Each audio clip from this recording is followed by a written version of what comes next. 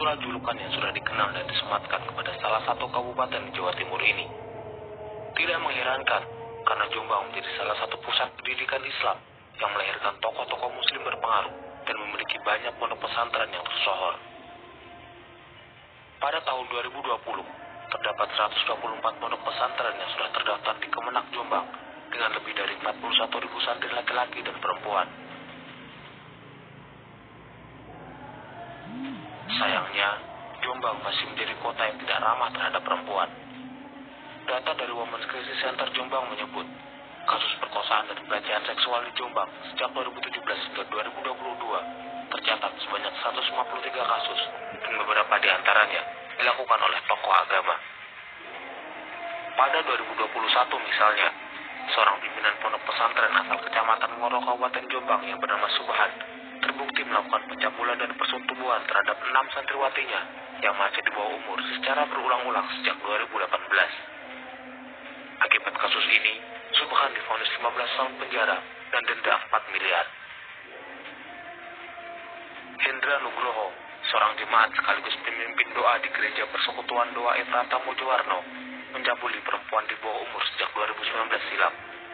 Bermodal bujuk rayu ritual penyembuhan penyakit melalui doa, Hendra mencabuli perempuan berumur 14 tahun sebanyak 10 kali. Dan yang paling menghebohkan adalah kasus dugaan pencabulan santriwati oleh anak kiai pengasuh pondok pesantren Sidqiyah bernama Muhammad Subhi Aselsani. Jika 2 orang tersangka pencabulan sebelumnya dengan mudah diciduk oleh polisi, kasus Subhi sangat berbeda. Walaupun kasusnya sudah dilaporkan sejak 2019, Subhi baru menyerah setelah 3 tahun buron dan bersembunyi.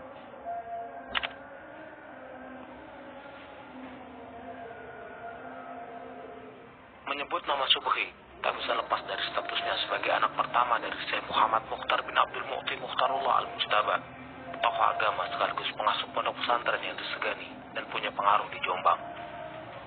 Kiai Mukhtar Mu'ti atau lebih dikenal dengan Kiai Tar adalah orang yang mengenalkan tarekat Sidqiyah di Indonesia. Tarekat ini, menurut Mukhtar, merupakan tarekat yang dinisbatkan pada sahabat Rasulullah, yaitu Abu Bakar As-Siddiq.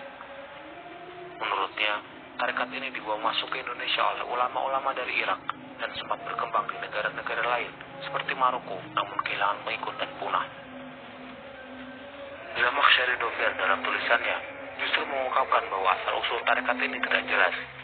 Dovir mencatat bahwa tarekat ini tidak ditemukan di negara lain dan muncul pertama kali di Desa Losadi, Kecamatan Peloso, Kabupaten Jombang pada tahun 1958. Tarekat Sidqiyah diklasifikasikan sebagai tarekat yang ghairu mu'tabarah atau tidak diakui oleh lembaga Jerman NU pada tahun 1971 karena dinilai sanadnya tidak sampai kepada Rasulullah. Mukhtar sendiri selalu menolak untuk berdialog mengenai tarekatnya. Dia bersikukuh bahwa tarekatnya adalah benar dan bersambung pada Rasulullah. Tarekat ini terkesan sangat tertutup dan eksklusif. Eksklusivitas itu diakui oleh banyak orang di Jombang. Karena itu pula, banyak pihak yang menganggap Kiai Tar sebagai orang yang kontroversial. Sebab, ia memerintahkan pengikutnya untuk tetap melaksanakan sholat zuhur, meskipun sudah mengerjakan sholat Jumat. Kiai Tar mulai mengajarkan tarekat Sidqiyah sejak 1954, hingga akhirnya tersebar ke berbagai daerah, bahkan sampai ke Singapura, Brunei Darussalam, dan Malaysia. Tarekat ini memiliki pengikut yang diklaim mencapai lebih dari 6 juta orang. Seiring berkembangnya tarekat ini, Kiai Tar lantas mendirikan lembaga pendidikan dan pondok pesantren yang bernama Pondok Pesantren Majma'al Bahrain Husbul Watan Minal Iman Sidqiyah.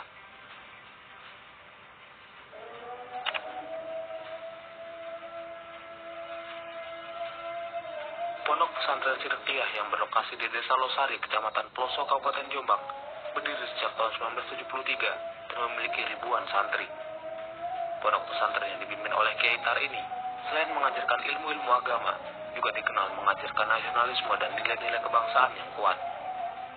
Pengaruh Kiai Tar yang disegani dan sikap organisasi Sidqiyah yang nasionalis menyebabkan pondok pesantren yang dikunjungi oleh banyak tokoh politik. Pada 2014, Joko Widodo yang saat itu masih menjadi calon presiden sempat mengunjungi pondok pesantren Sidqiyah untuk bersilaturahmi, sekaligus meminta dukungan dan doa pada Kiai Tar dalam kontestasi pemilu. Jokowi serta rombongan diterima Mursyid Thariqah Sidqiyah, Kiai Mukhtar Mukti, serta sejumlah khalifah. Pertemuan berlangsung di kediaman utama Mursyid Toriko secara tertutup untuk meminta didoakan agar perjalanannya menjadi Presiden Republik Indonesia berlangsung tanpa hambatan. Pada tahun 2019, gantian Prabowo Subianto dan Rahmawati Soekarno Putri yang mengunjungi pondok pesantren ini. Mereka berkunjung dalam rangka yang sama, yaitu silaturahmi dan meminta doa dan dukungan untuk maju di pemilu 2019. Lanyala Mahmud Mataliti, yang kini menjabat sebagai Ketua DPD RI, juga pernah melakukan kunjungan dan silaturahmi ke pondok pesantren Zirkiyah pada tahun 2017.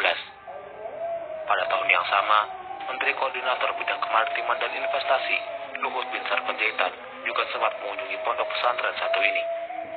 Selain tokoh politik nasional, tokoh politik daerah juga sering berkunjung ke pondok pesantren Zirkiyah. Salah satunya adalah Gus Ipul atau Saifullah Yusuf, yang saat itu masih menjadi Wakil Gubernur Jawa Timur. Ironisnya, kemasyhuran pondok pesantren ini tercoreng akibat kasus dugaan pencabulan santriwati yang dilakukan oleh anak Kiai Tar, yaitu Muhammad Subekhi. Sulitnya menggiring tersangka ke pengadilan serta pihak pesantren yang dinilai menghalangi proses hukum membuat izin operasional pondok pesantren ini resmi dicabut Kemenak pada 7 Juli 2022. Izin operasional pondok pesantren Sidikiyah di Jombang, Jawa Timur telah dicabut buntut dari kasus pencabulan atau kekerasan seksual santriwati dan penangkapan tersangka yang tidak kooperatif.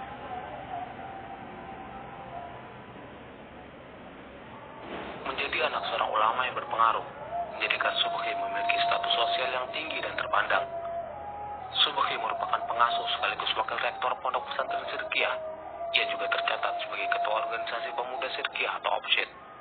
Selain aktif di pesantren, Subekhi adalah pebisnis yang memiliki perusahaan rokok bernama Sehat Tentrem Jaya Lestari. Ia juga merupakan produser film sekaligus musisi yang membentuk grup bernama Oxytron yang mengklaim bisa memberikan kesehatan lewat musik. Begitu cepatnya kah efek ketika orang-orang mendengarkan Oxytron, alunan musik dari Metafakta seperti apa Bambang tadi langsung tidak terasa sakit kita. Suara memiliki ketajaman ya. Jadi dari core suara itu sendiri dengan kapasitas resonansi sampai kepada kapasitas frekuensi itu secara frontal mereaksi daripada diri kita sendiri.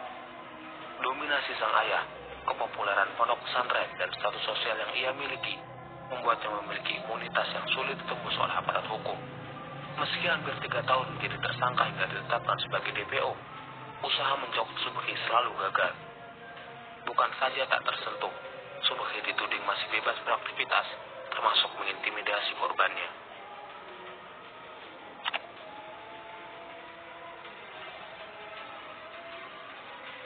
Kasus ini bermula saat seorang santriwati mengaku dicabuli oleh Subekhi pada tahun 2017. Subekhi disebut akan mengajarkan ilmu metafakta kepada korban. Namun, korban diharuskan melepas semua pakaian agar ilmu itu bisa ditransfer. Disitulah Subekhi melancarkan aksi musuhnya.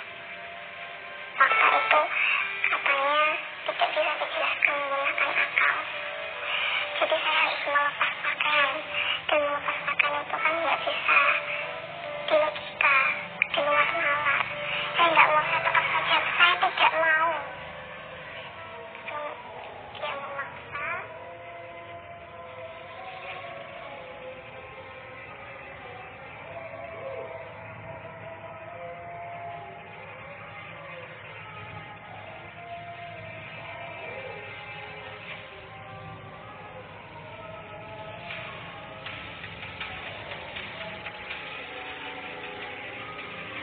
Dari 2018 hingga 2022, sudah ada 5 orang yang mengaku sebagai korban Subekhi.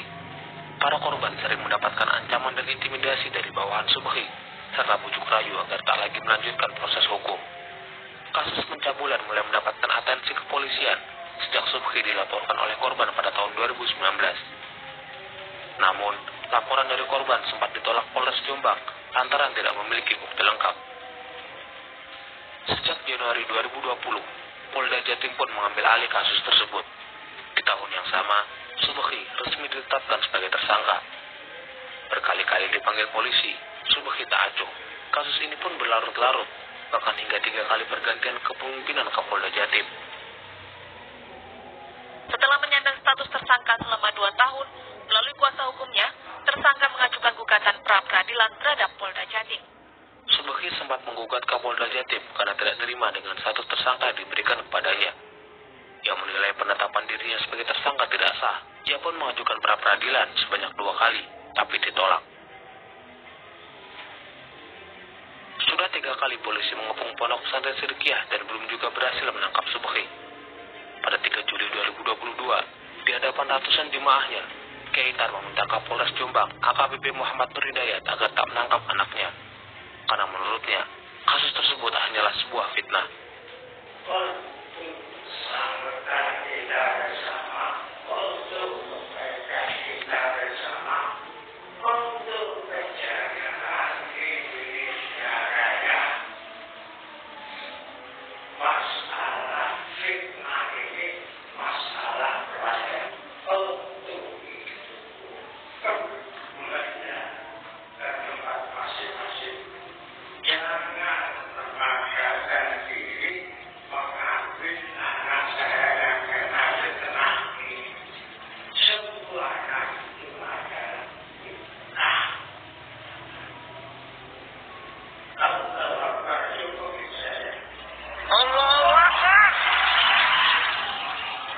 Pada negosiasi yang kedua, Kapolres Jombang Nur Hidayat kembali berdiskusi dengan keluarga Subeki, termasuk dengan Kiai Tar.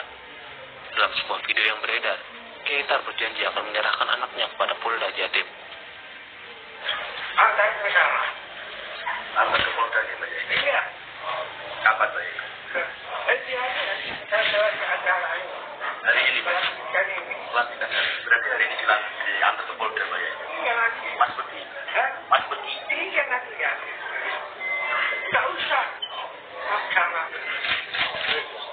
Ya, mohon untuk mundur semuanya. Kami tidak ingin terjadi bentrokan antar warga, antara petugas dan juga jamaah. Dan setelah proses pencarian selama 16 jam di pondok pesantren Sidikiyah, Subeki akhirnya menyerahkan diri kepada kepolisian pada Kamis 7 Juli 2022 dini hari.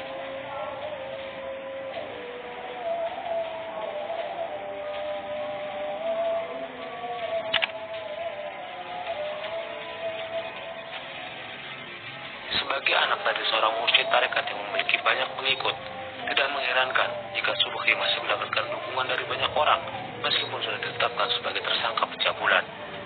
Orang-orang yang sengaja melakukan kriminalisasi. Polisi yang ingin menjemput Subeki juga seringkali mendapatkan penolakan dan penghadangan oleh para santri dan simpatisan. Pagi ini telah bersama-sama kita di depan teras kediaman beliau. Amin. Untuk mempertahankan Sidikiyah ini, jiwa raganya kita murid-murid Sidikiyah pun melakukan hal yang sama. Jiwa raga kita siap. Permasalahan ini adalah rekayasa. Kita semua tidak menghendaki adanya kriminalisasi. Sidikiyah ini ditanamkan cinta tanah air. Maka hari ini, jika ada pihak-pihak yang akan mengkriminalisasi pesawat, iya Pak, rekayasa itu demikian kuat terjadi. Bagaimana mungkin sebuah kejadian tahun 2017 baru dilaporkan tahun 2019? Saksi mata, tidak ada bukti. Inilah rekayasa. Bahkan, yang terakhir, sebanyak 320 simpatisan anak kiai juga dicokok polisi karena mencoba menghalang-halangi proses penjemputan. 5 di antaranya ditetapkan sebagai tersangka karena menghalangi proses penyidikan. Menanggapi kasus ini, Subeki menolak mentah-mentah tuduhan yang dilayangkan kepadanya. Gak perlu pemberian nama baik, gak perlu menghancur nama baik itu. Kenapa kalian gak berani main gentle? Karena kalian licin dan picik. Lu gak tau ketemu wongnya kok jadi tersangka gitu Pak. Lu wongnya lu gak buron. Wongnya ku ono, orangnya itu ada di rumah. Nah sekarang tak buktikan bahwa saya masih di sini di rumah. Saya masih bisa rokok enak, saya masih bisa makan, minum, kopi. Saya tidak pernah kemana-mana.